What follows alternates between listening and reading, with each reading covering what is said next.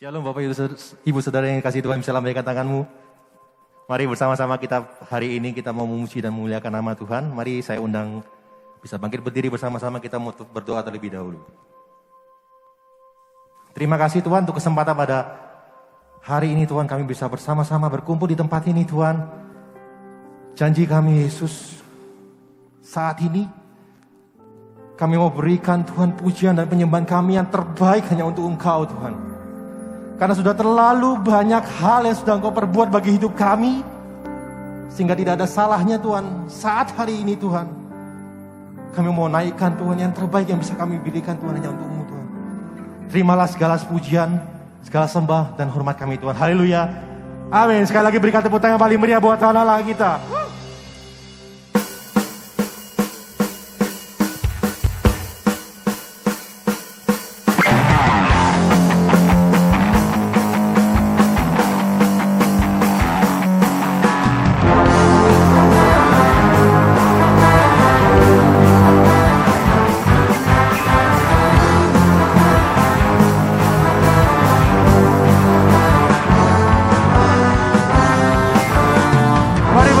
Suaramu katakan, kuasa-Mu nyata dalam ciptaan-Mu, kasih-Mu nyata dalam perbuatan-Mu, ajaib dan perkasa besar dan mulia, tak ada Tuhan seperti Kau Yesus. Sekali lagi katakan, kuasa-Mu nyata dalam ciptaan-Mu, kasih-Mu nyata dalam perbuatan-Mu, ajaib dan perkasa besar dan mulia, tak ada Tuhan seperti Kau Yesus. Mari bersama angkat suaramu katakan, ku bangga memiliki-Mu, ku ada untuk menyembah-Mu selamanya. Kaulah Tuhan di hidupku, nama-Mu masyhur termegah, berkuasa atas segalanya. Dari kekal sampai kekal, Kaulah Tuhan.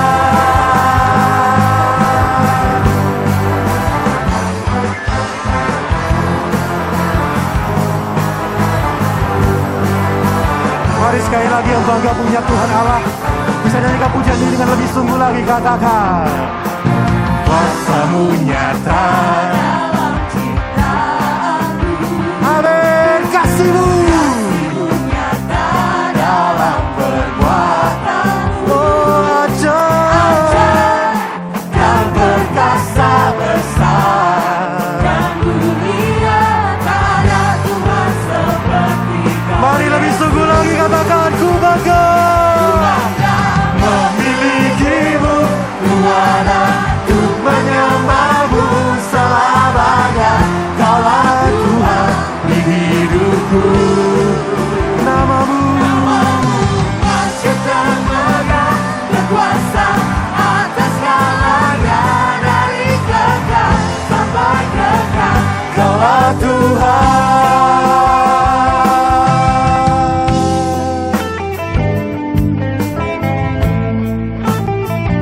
Kami berikan hidup kami hanya untuk Engkau Tuhan, sebab kami bangga punya Allah seperti-Mu Yesus.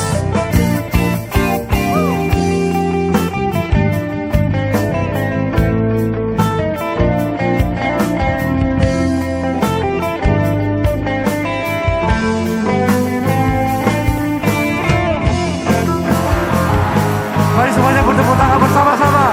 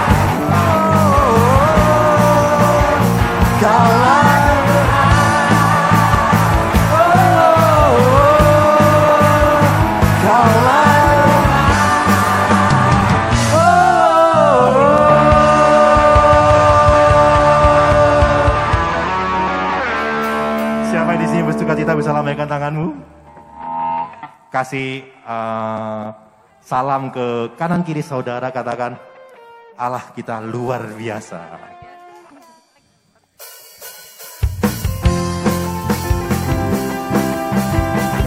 Mari siang hari ini kita memuji Tuhan dengan lebih sungguh lagi, amin.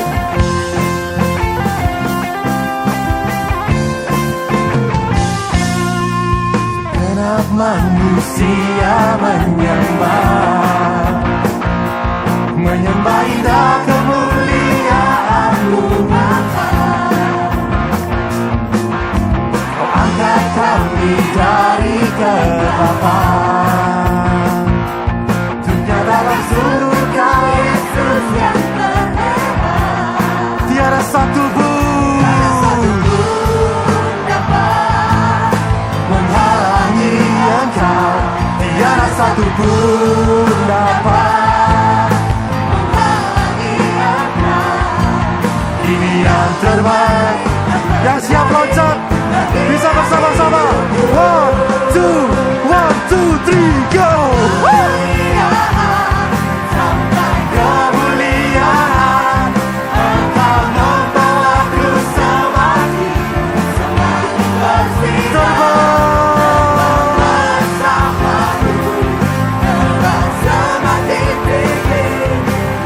Tuhan bagi hidup ini sinar kemuliaan-Mu.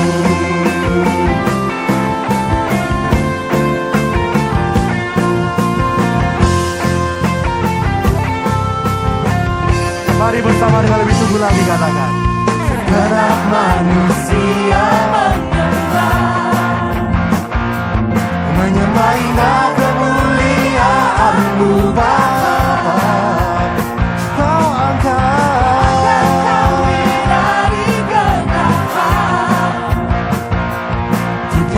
Sungguh Kau Yesus yang terhebat. Yes Lord, sungguh tiada satu pun yang dapat menghalangi Engkau Tuhan. Tiada satu pun dapat menghalangi Engkau. Amin. Tiada satu pun dapat menghalangi Engkau. Kini yang terbaik terjadi bagian hidupku. Dari kemuliaan sampai kemuliaan, Engkau membawaku semakin bersinar. Terbang bersamamu, terbang semakin tinggi. Nyatakan Tuhan bagi hidup ini sinar kemuliaan-Mu.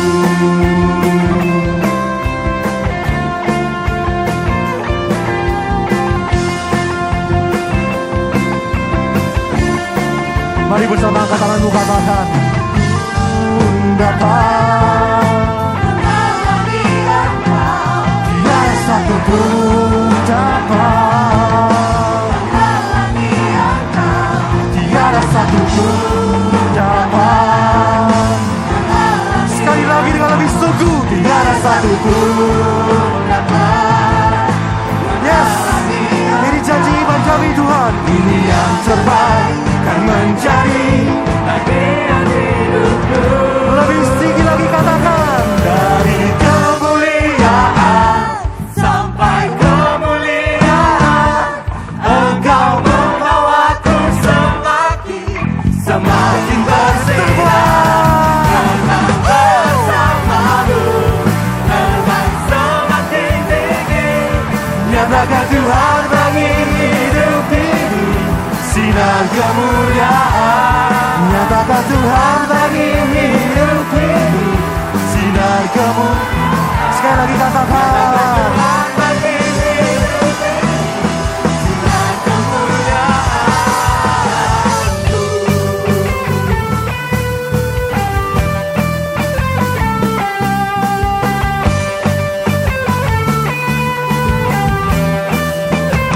Mari berikan sorak-sorai yang paling meriah buat Tuhan Allah kita. Silakan duduk dalam damai sejahtera Tuhan.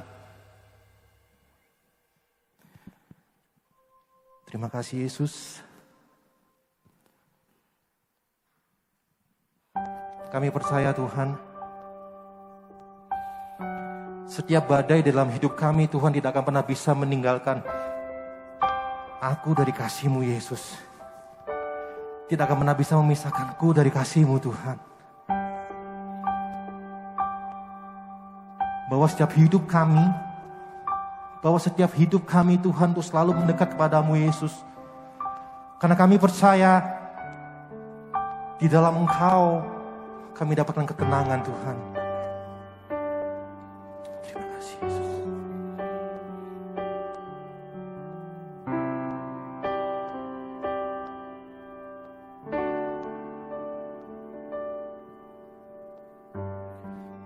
Apakah mendengar seruan hatiku? Tak pernah kau lepaskan dari kasih-Mu.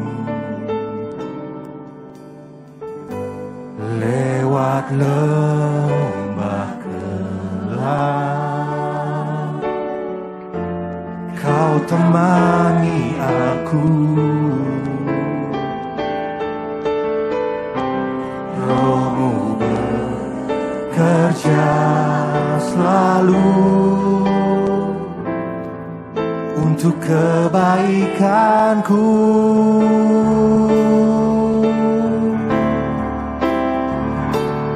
Mengalir kuasa dari tempat maha tinggi.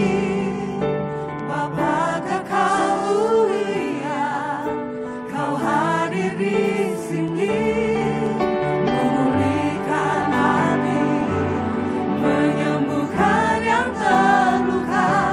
Ku kan tenang bersama-Mu, Bapa.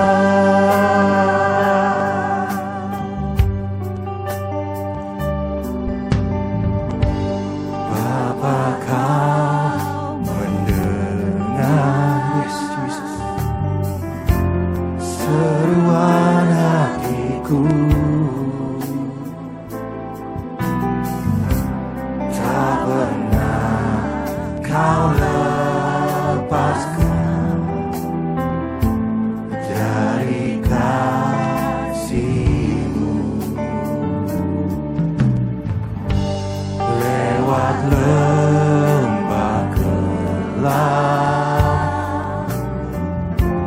Kau temani aku.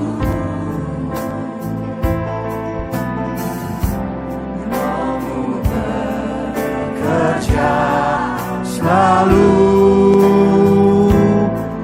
untuk kebaikanku.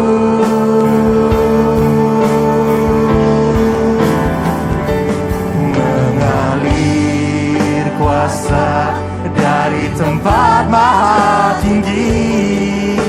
Bapa Kekal mulia, Kau hadir di sini, memulihkan hati, menyembuhkan yang terluka. Ku kan tenang bersama-Mu, Bapa. Mengalir kuasa dari tempat maha tinggi. Oh Bapa, Kau hadir di sini, memulihkan, menyembuhkan yang terluka. Ku kan tenang bersama-Mu, Bapa. Mengalir kuasa dari tempat maha tinggi. Bapa Kekal mulia, Kau hadir di sini, memulihkan hati, menyembuhkan yang terluka.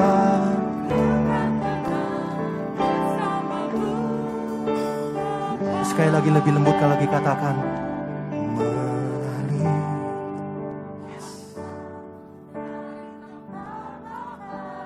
Yes, Jesus. Kau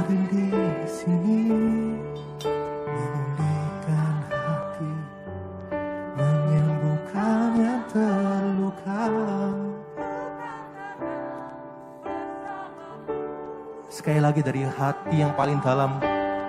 Katakan,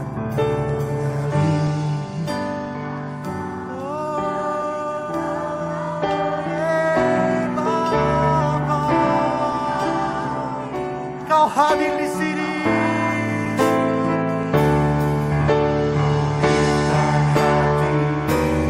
Menyembuhkan yang terluka, ku kan tenang bersamamu. Dengan lebih sungguh lagi katakan, mengalir. Amin. Kami percaya Tuhan, hari ini Engkau hadir melawat kami Tuhan. Yes. Kau hadir di sini. Menyembuhkan yang terluka, ku kan tenang.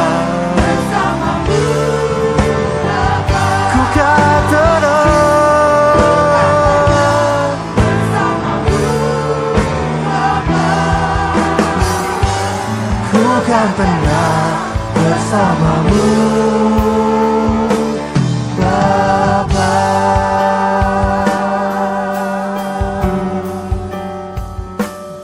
Angkat suaramu,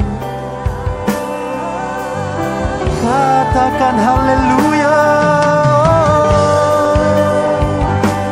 sebab Kau Allah yang terbaik, sebab Kau Allah yang terbaik.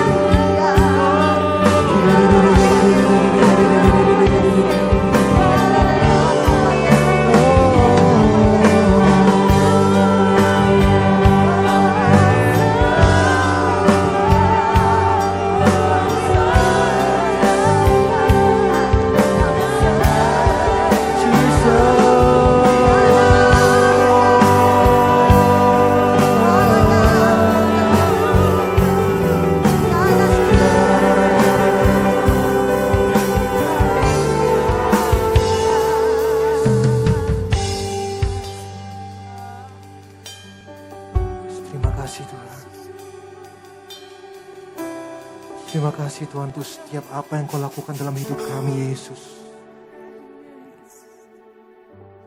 Terima kasih Tuhan untuk setiap bagian-bagian dari hidup kami Tuhan.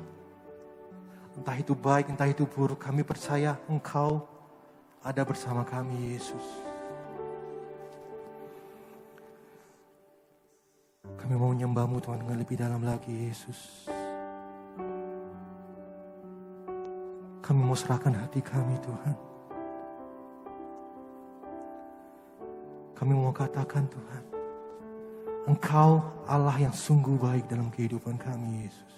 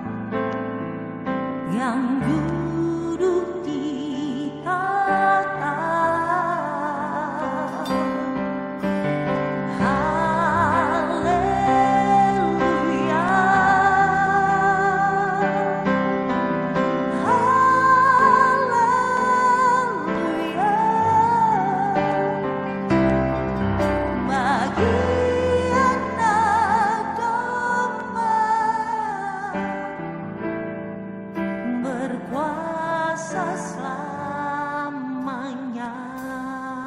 Mari bersama katakan Haleluya.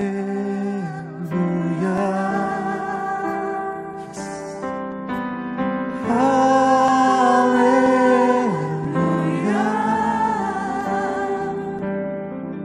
Bagi anak domba yang duduk di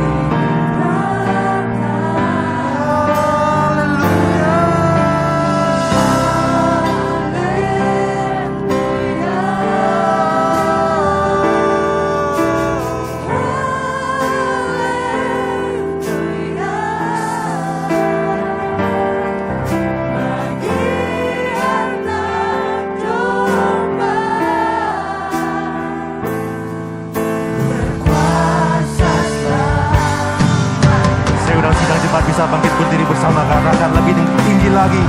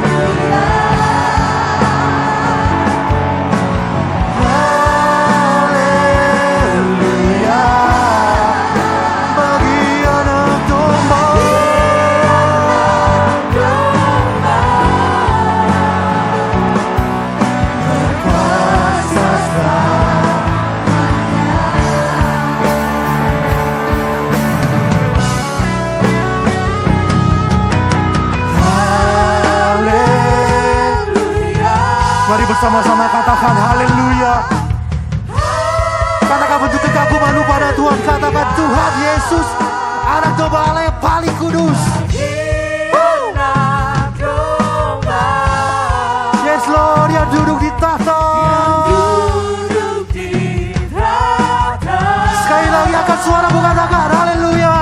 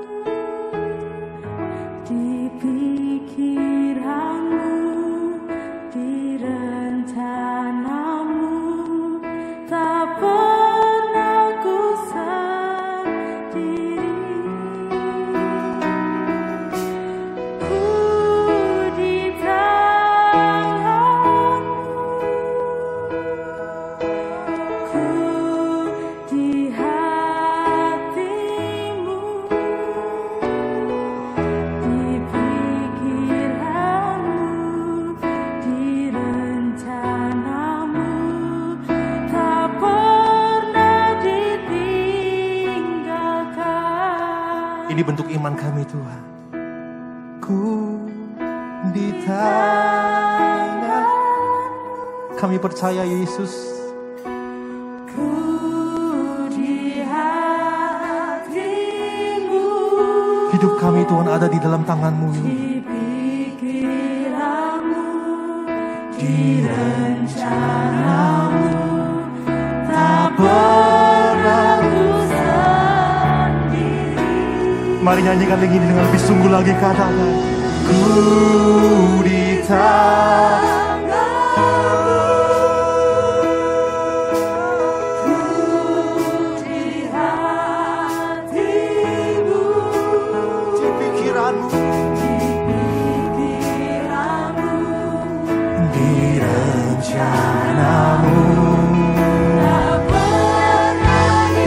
Yes Lord, kami mau declare Tuhan, ku di tangan-Mu.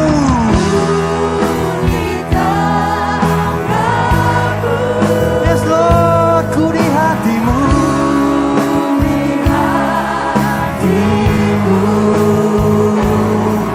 Di pikiran-Mu, di rencana. Tak pernah kami sendiri Tuhan. Lebih sungguh lagi, serukan ku di tangan-Mu, ku di hati-Mu,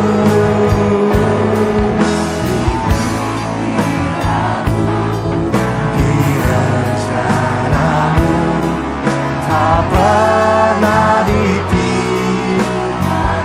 Mari katakan di pikiran-Mu, di rencana-Mu, tak pernah ditinggalkan.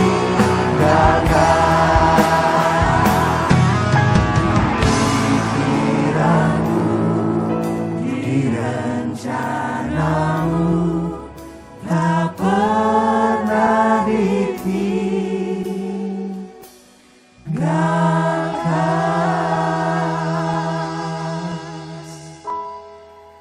Kami percaya Tuhan, setiap langkah hidup kami Tuhan, Engkau yang atur Tuhan. Setiap langkah hidup kami ada di dalam setiap pemikiran-Mu Yesus.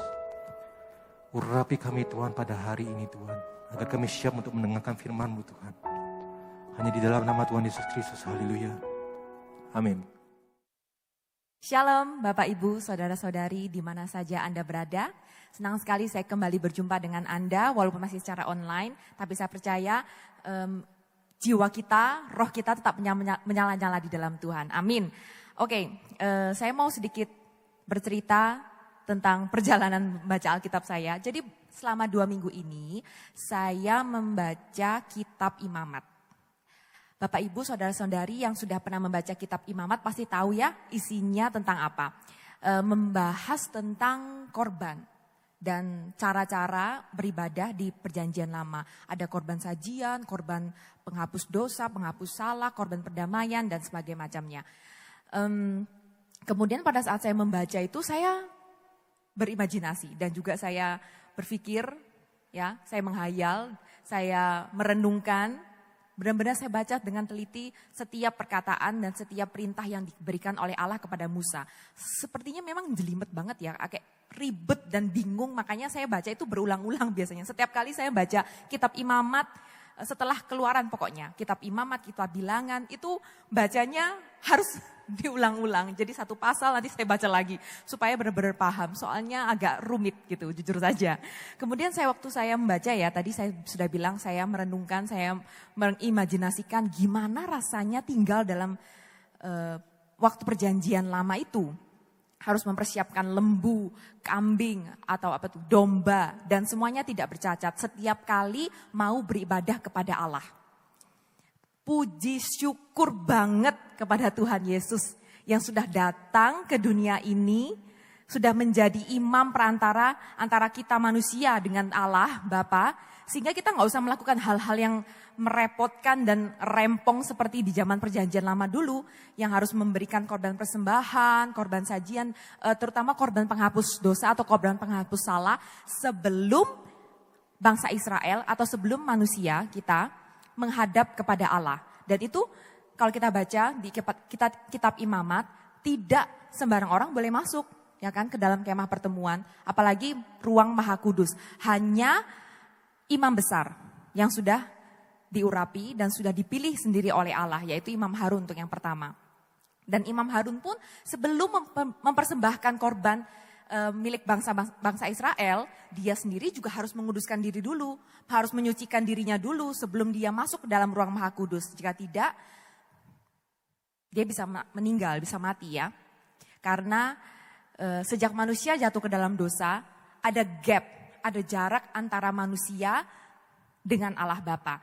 Dan itu rusak, hubungan manusia dengan Allah itu rusak gara-gara dosa manusia. Sejak manusia jatuh dalam dosa itu. Maka dari itu setiap kali manusia mau menghadap kepada Allah tidak bisa sembarangan. Karena Allah itu sangat kudus sedangkan kita manusia penuh dengan dosa. Nah, kembali lagi puji syukur kepada Tuhan yang sudah menjadi imam perantara. Dan karena Tuhan Yesus bukan seperti Imam Harun yang harus membawa ternak seperti lembu, kambing, domba untuk menyucikan diri dulu. Tuhan Yesus sudah kudus. Tuhan Yesus sudah kudus. Maka dari itu dia rela mengorbankan dirinya mati di kayu salib untuk kita semua. Semua umat manusia tanpa terkecuali. Dan sejak saat itu hubungan manusia dengan Allah kembali baik. Seharusnya begitu. Seharusnya sejak pengorbanan Tuhan Yesus itu memberikan akses yang lebih mudah buat kita manusia datang kepada Allah Bapa untuk membawa perkara kita sendiri. Jadi nggak perlu lagi seperti zaman perjanjian lama. Cuma masalahnya masih banyak sekali orang yang tidak tahu akan hal ini. Benar begitu? Masih banyak sekali orang di luar sana yang tidak tahu tentang kebenaran firman bahwa Tuhan Yesus sudah mati menjadi korban penghapus salah atau korban penghapus dosa, ya ibaratnya begitu. Tuhan Yesus seperti domba yang menjadi korban untuk menghapuskan dosa manusia. Dengan darahnya yang kudus itu, kita semua manusia akhirnya disucikan dan dikuduskan, ya kan? Tapi banyak manusia yang masih belum tahu hal itu.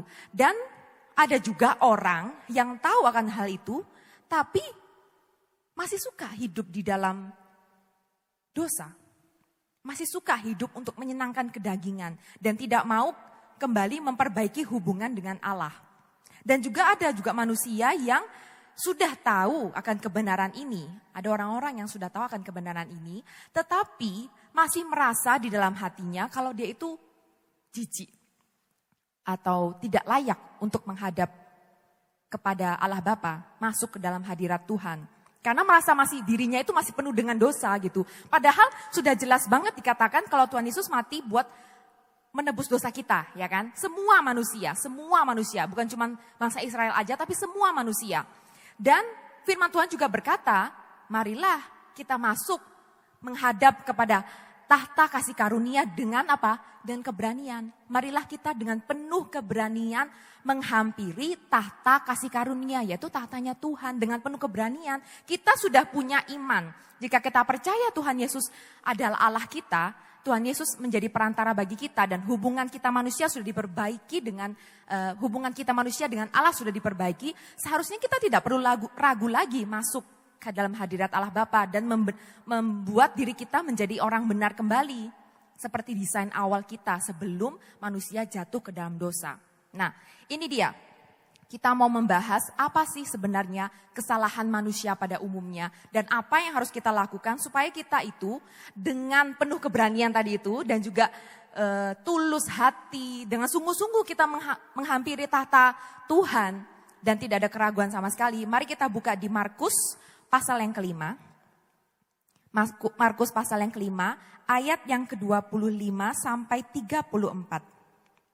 Markus pasal 5 ayat 25 sampai 34. Ayat yang ke-25.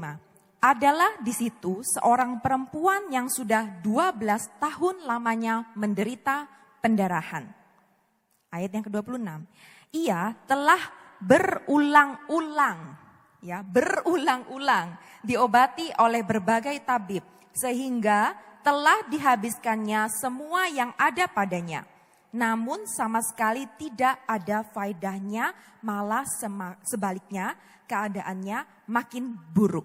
Jadi itu kesalahan manusia pada umumnya yang pertama.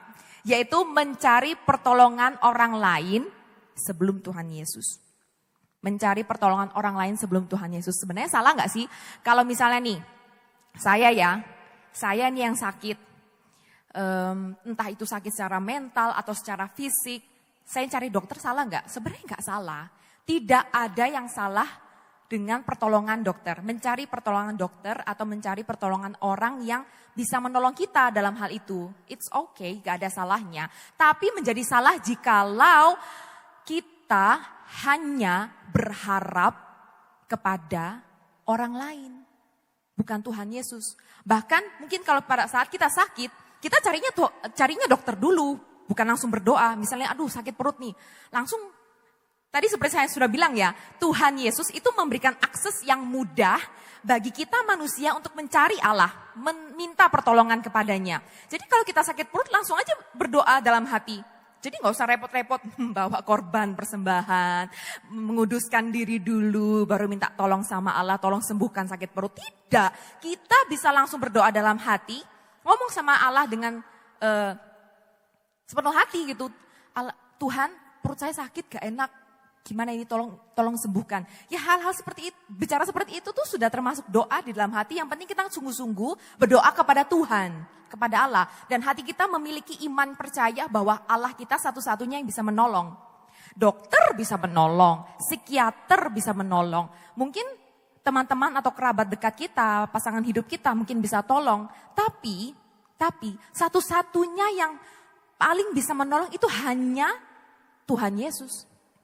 Tidak ada yang lain. Yang lain hanyalah sebagai perantara.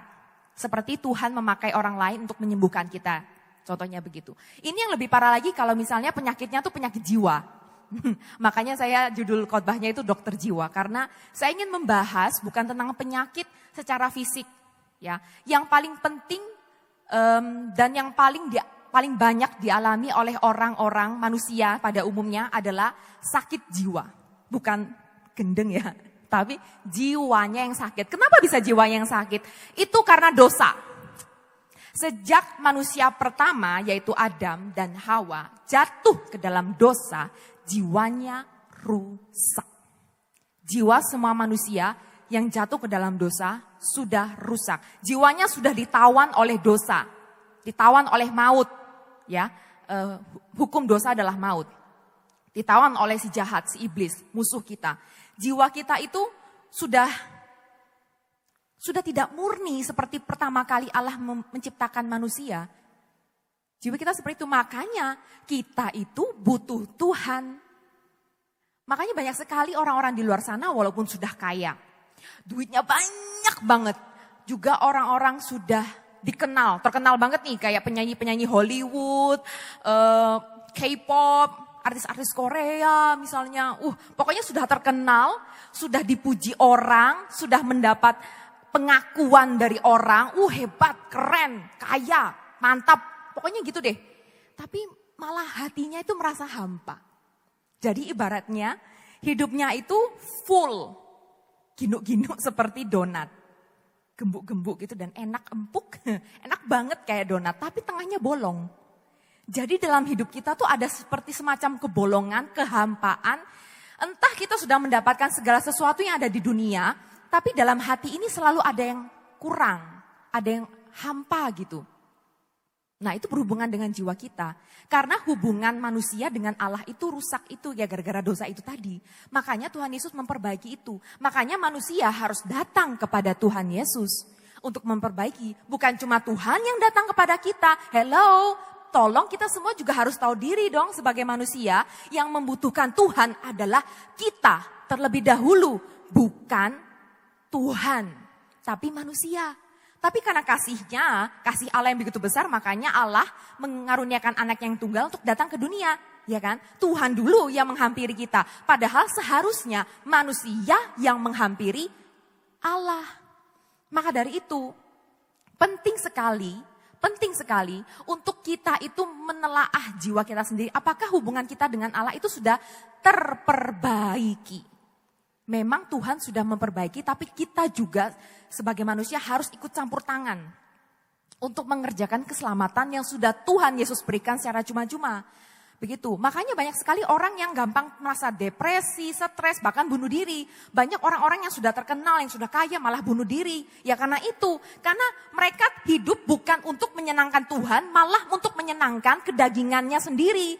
Itu salah besar. Karena Allah menciptakan manusia, awal mula tujuan hidup manusia adalah untuk menyenangkan Allah. Hidup manusia itu full terbentuk dari firman Allah dan untuk kembali kepada Allah melalui firman Allah itu.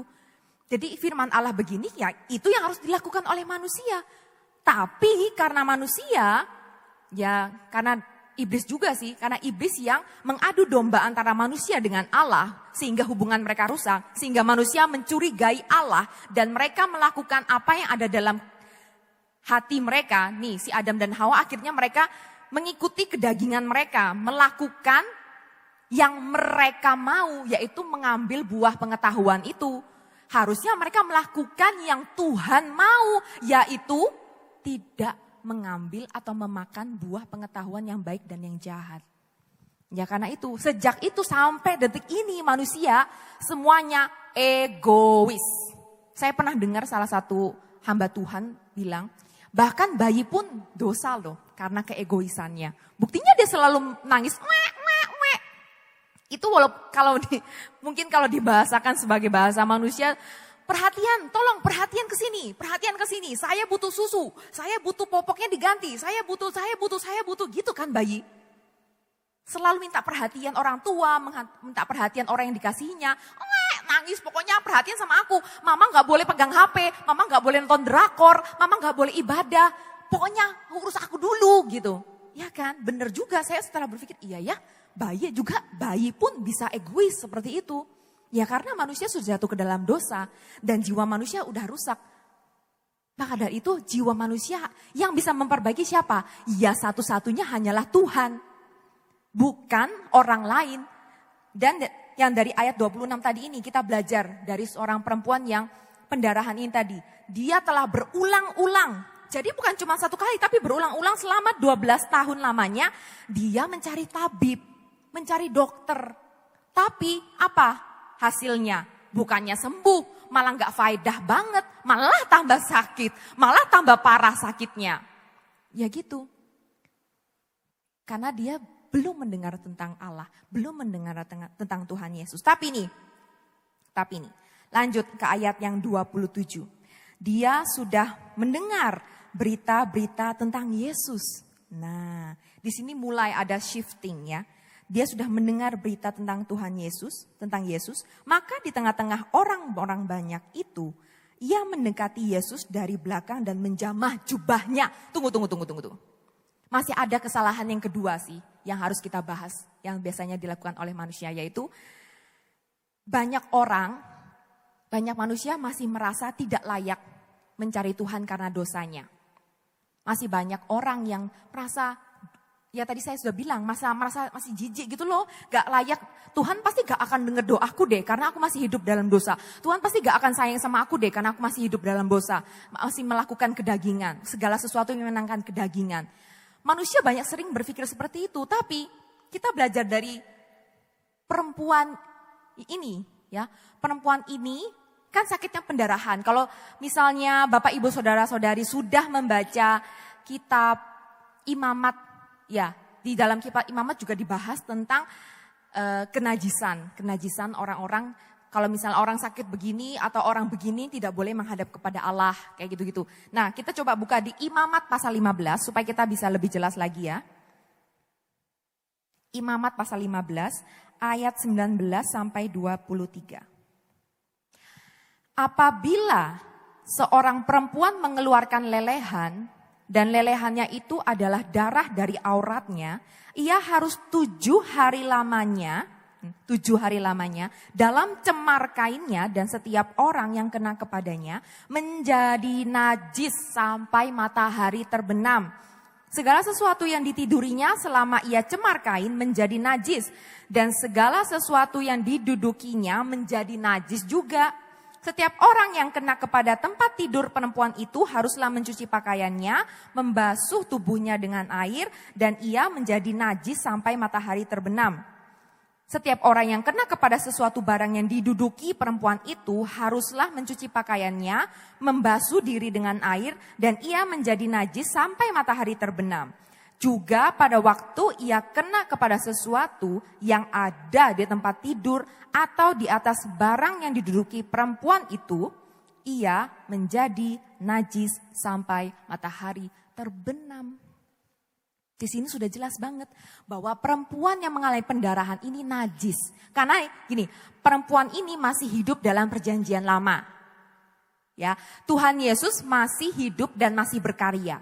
Belum mengorbankan diri mati di kayu salib, belum saatnya Tuhan Yesus. Jadi hukum Taurat itu masih kencang banget pada saat itu. Masih cukup kencang banget. Tapi kita belajar dari perempuan ini tadi yang di ayat yang ke-27. Setelah dia mendengar berita tentang Tuhan Yesus, dia sudah mendengar. Dia mendengar berita tentang Tuhan Yesus, maka di tengah-tengah orang banyak itu, ia mendekati Yesus dari belakang dan menjamah jubahnya. Hello, itu coba bayangkan deh. Coba kalau misalnya kita ada di sana dan kita tahu ya tentang hukum Taurat tadi itu, perempuan itu najis dan semua yang disentuh perempuan itu juga akan menjadi najis. Berarti jika perempuan itu menyentuh Tuhan Yesus, berarti Tuhan Yesus menjadi najis. Benar nggak? Itu hukum Tauratnya kan. Kalau misalnya orang tidak tahu kalau Tuhan Yesus adalah Allah, anak Allah. Seandainya kalau tidak tahu. Tapi kita harus belajar dari perempuan ini. Benar-benar kita harus belajar dari perempuan ini. Walaupun dia merasa najis, walaupun mungkin semua keluarganya, suaminya, anaknya sudah meninggalkan dia. Karena 12 tahun loh dia pendarahan dan dia tidak boleh dekat sama siapapun, tidak boleh menyentuh apapun. Orang yang gak sengaja kesenggol dia pun udah jadi najis gitu loh. Jadi pasti orang semua menjauhi dia. Dia tahu dia tuh najis. Tapi dengan keberaniannya, nah ini dobrakan baru. Apa yang harus kita lakukan? Pertajam pendengaran kita. Mempertajam pendengaran kita akan firman Tuhan. Karena di ayat yang ke-27 ini dikatakan, dia mendengar berita-berita tentang Yesus.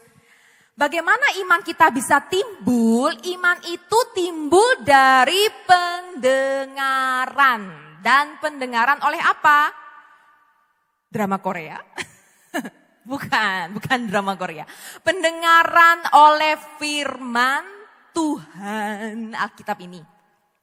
Maka dari itu saya tidak akan pernah bosan ngomong sama Anda, memberi nasihat kepada Anda, kepada anak-anak sekolah minggu, anak-anak muda untuk tidak pernah stop, tidak pernah berhenti membaca firman Tuhan setiap hari. Setiap hari tanpa terkecuali. Capek, baca firman Tuhan. Sakit, baca firman Tuhan. Walaupun misalnya gak bisa bangun, gak bisa baca. Ada sekarang namanya audio Bible. Jadi di HP ini, di smartphone Anda, ada namanya audio Bible. Jadi Alkitabnya yang bacain, kita cuma dengerin. Itu kalau sakitnya udah bener-bener parah ya, gak bisa bangun, gak bisa baca, matanya pedes misalnya. Bener-bener ngeliyeng banget, gak bisa bangun dan membaca begini. Pakai nih audio Bible. Tapi kalau badannya masih seger, masih bisa duduk untuk membaca, why not? Jangan cari alasan untuk, aduh aku sibuk, aduh aku gak ada waktu, aduh aku sakit dan segala halnya. Sampai tidak bisa membaca firman. Karena firman adalah pelita dan terang bagi kaki kita, bagi jalan kita. Dengan mendengar firman, iman kita itu akan muncul. Dan iman kita ini sebenarnya adalah iman yang menyelamatkan dan harus iman yang mendobrak sama seperti yang iman yang dimiliki oleh wanita ini. Oke, mari kita lanjut ayat ke-28. Sebab katanya, asalku jamah saja jubahnya aku akan sembuh. Asalku jamah aja ujung jubahnya aku akan sembuh. Imannya itu seperti itu. Jadi Tuhan Yesus itu masih berjalan. Dan dia gak tahu kalau misalnya ada orang misalnya di belakang ya, saya gak tahu di belakang atau di samping, kanan, kiri. Pokoknya di sekitar dia. Tuhan Yesus gak tahu kalau ada wanita itu. Dan tapi wanita itu tahu Tuhan Yesus. Nah ini kasus yang berbeda dari biasanya. Biasanya kalau di dalam Alkitab Tuhan Yesus menyembuhkan itu, pasti orang itu berteriak, Tuhan tolong. Baru akhirnya Tuhan datang dan Tuhan menolong gitu kan. Kalau ini enggak, dia gak berteriak, Tuhan tolong aku. Tidak. Dia dengan iman di dalam hatinya yang begitu kuat karena pendengarannya akan firman Tuhan. Dia mendengarkan, oh itu loh Tuhan Yesus bisa menyembuhkan. Jadi dia mendengarkan kesaksian. Nah itu pentingnya kesaksian. Makanya kalau Anda, Bapak, Ibu, Saudara-saudari sudah mengalami mujizat Tuhan, jangan dipendam sendiri dong. Dibagikan. Bisa lewat sosmed, bisa lewat ngomong waktu. Makanya kalau kumpul-kumpul jangan gibah aja. Memberikan kesaksian dong. Buat teman-temannya yang lain. Supaya mereka pun juga punya iman. Supaya iman mereka itu pun tumbuh. Walaupun cuma sekecil biji sesawi. Tapi iman itu lama-lama akan bisa bertumbuh dan menjadi kuat. Itulah pentingnya kesaksian. Kemudian kembali lagi. Yang harus kita lakukan selain kita mendengarkan firman Tuhan. Yang kita lakukan adalah beriman hanya kepada Tuhan Yesus. Beriman hanyanya itu huruf besar banget. Dikasih bold, dikasih garis bawah. Hanya kepada Yesus. Seperti yang tadi pertama saya sudah bilang. Banyak manusia yang masih mengandalkan pertolongan orang lain. Hanya pertolongan orang lain, tidak mencari Tuhan. Kira-kira kalau misalnya kita baca ayat ke-28 ini, ayat yang ke-28, sebab katanya asal kujamah saja jubahnya aku akan sembuh. Kalau orang yang salah mentafsirkan akan berpikir, oh rupanya yang menyembuhkan perempuan ini adalah jubahnya Yesus. Jubahnya Yesus. Jubah Yesus gak bisa menyembuhkan, tidak bisa memulihkan dan menyucikan. Tidak bisa. Yang bisa adalah Tuhan Yesus. Jubah itu hanya atribut yang ada di tubuhnya Tuhan Yesus. Banyak gak sih orang-orang yang kadang-kadang mengandalkan tanda salib. Kayak di film-film tuh biasanya banyak sekali film-film exorcism yang exorcism mengeluarkan roh jahat dari tubuh manusia itu loh. Itu pakai tanda salib. Oh. Cuman kayak ornamen tanda salib. Itu gak ada artinya. Mau ornamen tanda salib, mau patung-patung Tuhan Yesus, mau mungkin bukan gak usah benda ya. Mungkin kita berharap, dalam hati kita berharap, oh dengan kita pelayanan dengan rajin setiap minggunya, Tuhan pasti akan bantu aku. Karena pelayananku yang rajin ini, makanya Tuhan melihat aku dan menolong aku. No, gak ada yang bisa menyelamatkan kamu dengan perbuatan baikmu. Tidak, yang menyelamatkan kamu adalah imanmu. Kepada Tuhan Yesus, bukan kepada salib, kembali lagi. Jadi jangan sampai orientasinya itu salah. Bukan kepada tanda salib, patung, dan semua atribut kekristenan. Bukan juga dengan perbuatan baikmu, pelayananmu, membuat kamu sembuh, menyucikan kamu, menyelamatkan kamu. Tidak, no, bukan. Jangan sampai salah. Iman kita itu hanya harus kepada Tuhan Yesus. Bukan kepada hal lainnya. Hanya kepada Tuhan Yesus. Imannya yang mengguncang ini ya iman kepada Tuhan Yesus. Makanya setelah itu ayat yang ke-29. Seketika itu juga. Langsung at that moment, at once. Seketika itu juga. Immediately di sini tulisannya. Immediately bahasa Inggrisnya. Langsung seketika itu juga. Berhentilah pendarahannya. Dan ia merasa bahwa badannya sudah sembuh dari penyakitnya. Langsung pada saat itu juga penyakitnya langsung sirna dan hilang. Kemudian ayat yang ke-30. Pada ketika itu juga Yesus mengetahui bahwa ada tenaga yang keluar dari dirinya. Lalu ia berpaling di tengah orang banyak dan bertanya, siapa yang menjamah jubahku? Nah ini juga cukup unik ya. Jadi Tuhan Yesus tidak tahu kalau ada perempuan ini yang menjamah jubahnya. Dan ya mungkin Tuhan Yesus tahu kalau ada seorang wanita yang yang dia tahu adalah seseorang menjamah jubahnya. Tapi seperti yang tadi saya bilang, bukan seperti kesembuhan yang biasanya dilakukan Tuhan Yesus. Orang berteriak minta tolong dan Tuhan Yesus datang kepadanya untuk menolong. Tapi Tuhan Yesus sedang jalan menuju ke rumahnya Yairus, ya kan? Dan tiba-tiba perempuan ini langsung menjamah aja jubahnya dan langsung dia merasa kalau dia keluar power, tenaganya keluar dari dalam dirinya. Makanya Tuhan Yesus bertanya, siapa yang menjamah jubahku? Dan wanita ini langsung gemetaran. Di ayat yang ke-31, murid-muridnya menjawab, engkau melihat bagaimana orang-orang ini berdesak-desakan dekatmu dan engkau bertanya, siapa yang menjamah aku? Ayat yang ke-32. Lalu ia memandang sekelilingnya untuk melihat siapa yang telah melakukan hal itu. Perempuan itu yang menjadi takut dan gemetar. Kenapa perempuan ini takut dan gemetar? Apa salahnya? Ya karena dia sadar, seperti yang tadi saya bilang, dia sadar kalau dia itu najis. Seandainya kalau orang-orang sekitar situ pasti tahu kalau dia punya penyakit pendarahan ini. Mungkin pada saat dia menjamah Tuhan Yesus, menjamah jubah Tuhan Yesus, mungkin orang-orang tidak sadar ada keberadaan wanita ini. Karena semua orang fokusnya kepada Tuhan Yesus dan kepada gimana Tuhan Yesus mau mengadakan mujizat di rumahnya Yairus. Semua orang fokusnya ke situ, jadi udah nggak mikirin ada wanita ini. Dan wanita ini takut dan gemetar karena dia takut dihakimi. Begitu juga dengan kita biasanya. Kita takut datang kepada Tuhan karena kita takut dihakimi ya gak? Kita takut ayo kamu udah mencuri kemarin misalnya. Kita takut kita dihakimi, kita takut kita merasa semua tangan tertuding kepada kita. Sebenarnya Tuhan itu tidak akan pernah begitu. Tuhan Yesus tidak akan pernah sekalipun menghakimi dengan jahat seperti itu. Itu pekerjaannya manusia. Manusia yang biasanya, kamu tuh nunjuk-nunjuk kayak gini. Padahal sebenarnya Tuhan Yesus tidak akan pernah seperti itu. Dia takut dan gemetar ketika mengetahui apa yang telah terjadi atas dirinya. Tampil dan tersungkurlah di depan Yesus dan dengan tulus memberitahukan segala sesuatu kepadanya. Ayat yang terakhir. Maka katanya kepada perempuan itu, hai anakku, imanmu telah menyelamatkan engkau. Tuh bener kan? Iman perempuan ini yang kepada Tuhan Yesus nih, bukan kepada jubahnya. Iman yang timbul dari pendengarannya tentang kesaksian tentang Tuhan Yesus. Iman itu yang tumbuh dan yang mendobrak, memberikan kesembuhan dan kekudusan buat perempuan ini. Imanmu yang telah menyelamatkan engkau, pergilah dengan selamat dan sembuhlah dari penyakitmu. Tuhan Yesus tidak pernah mau menghakimi orang kok. Waktu Tuhan Yesus bertanya seperti ini, Tuhan Yesus itu cuma mau mendeclare, mau mengklaim, kamu sembuh karena imanmu. Imanmu yang menyelamatkan engkau, imanmu yang kepada aku Tuhan Yesus, kepada Tuhan Yesus. Begitu, bagaimana dengan Anda? Saat kita menghadapi segala sesuatu hal yang menekan hidup kita, mungkin itu karena keegoisan kita ya.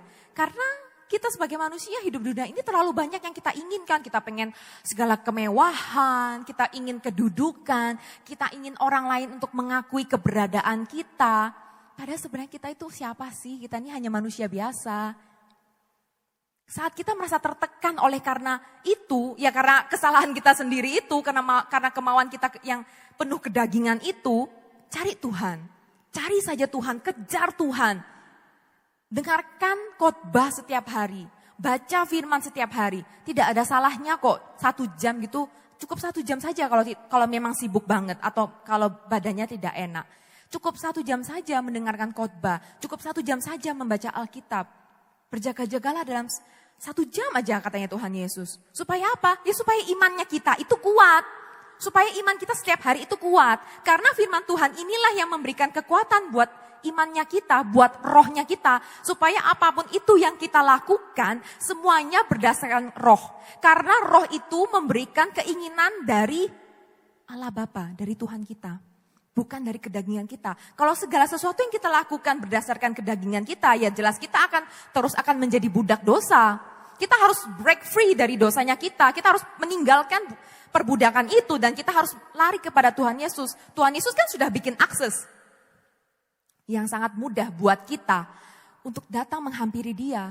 Agar apa? Supaya kita bisa menerima rahmat dan kasih karunia-Nya itu loh yang sudah Tuhan berikan kepada kita. Supaya setelah kita menerima itu kita akan mendapatkan pertolongan kita. Apapun itu yang kita butuhkan Tuhan pasti akan berikan. Selama semuanya sesuai dengan kehendak Allah. Jangan khawatir Bapak Ibu Saudara-saudari, jangan khawatir. Tuhan Yesus sangat memperdulikan Anda. Sekarang yang harus Anda lakukan adalah bangkitkan iman Anda. Bangkitkan iman Anda bukan dengan perbuatan baik. Itu perbuatan baik hanyalah hasil dari iman. Ya, hasil dari iman itu, iman karena percaya sama Tuhan, iman karena engkau sangat mengasihi Tuhan Yesus, makanya engkau mau berbuat baik, engkau mau melayani Tuhan. Bukan karena melakukan perbuatan baik dan melayani akhirnya engkau diselamatkan, bukan, jangan sampai salah seperti itu terbalik. Jadi, bangkitkan iman Iman yang menyelamatkan kita, yang membuat kita percaya bahwa kita sudah dikuduskan, disucikan, dibenarkan oleh darah Kristus. Sebentar lagi kita akan merayakan Paskah juga ya, supaya kita ingat ada darah Kristus yang selalu menyucikan, menguduskan kita. Jadi setiap hari kita mau kapan aja, di mana aja, waktu nyetir, waktu nonton, waktu kerja, waktu sakit, waktu mau tidur, kapanpun pokoknya, dimanapun, tidak harus postur sujud sembah. Cuman duduk atau cuman berdiri karena lagi sibuk, mau berdoa, ngomong apapun itu yang Anda ingin katakan kepada Tuhan, katakan saja. Datang kepada Tuhan dengan iman Anda, iman yang kepada Tuhan Yesus saja. Maka itu yang akan menyelamatkan Anda. Itu yang akan membuat jiwa Anda kembali segar. Hanya Tuhan Yesus dokter jiwa kita. Hanya Tuhan Yesus saja. Hanya Dialah jalan, kebenaran, dan hidup. Mari kita berpegang erat kepada kebenaran firman ini dan kita lakukan dalam kehidupan kita masing-masing. Mari sama-sama kita berdoa. Tuhan Yesus, Imam Agung kami, Allah Bapa kami yang ada di surga, yang berkuasa dan bertahta dalam kehidupan kami. Kami bersyukur untuk firman yang sudah Engkau sampaikan kepada kami melalui hamba-Mu. Terima kasih Tuhan, Engkau sudah kembali mendeklar dan mengklaim bahwa Engkau sangat mengasihi kami dan Engkau peduli atas hidup kami. Engkau peduli pada jiwa kami dan Engkau tidak mau jiwa kami binasa oleh karena dosa dan maut. Terima kasih banyak Tuhan Yesus untuk pengorbanan-Mu di kayu salib. Tolong kami untuk kami selalu bisa ingat dan berpegang erat pada kebenaran itu. Supaya kami mempunyai iman yang sangat kokoh dan teguh seperti perempuan yang mengalami pendarahan selama 12 tahun. Iman yang mendobrak, iman yang menyelamatkan. Kami mohon Tuhan, Engkau tolong kami agar setiap harinya kami benar-benar melakukan kebenaran firman-Mu. Kami mencari Tuhan dengan sepenuh hati kami. Karena hati kami haus akan Engkau dan jiwa kami sangat membutuhkan-Mu. Dan biarlah firman-Mu ini Tuhan yang menjadi terang, menjadi pelita bagi setiap langkah kami di jalan kami. Tuhan, kami ingin melakukan semua kehendak-Mu sebab kami adalah anak-anak-Mu. Tolong kami Tuhan sebab kami hanyalah manusia biasa dan hanya Engkau Tuhan melalui Roh Kudus-Mu yang akan memampukan kami. Terima kasih Tuhan Yesus Kristus dan hanya di dalam nama-Mu Tuhan Yesus kami berdoa dan kami percaya. Haleluya. Amin.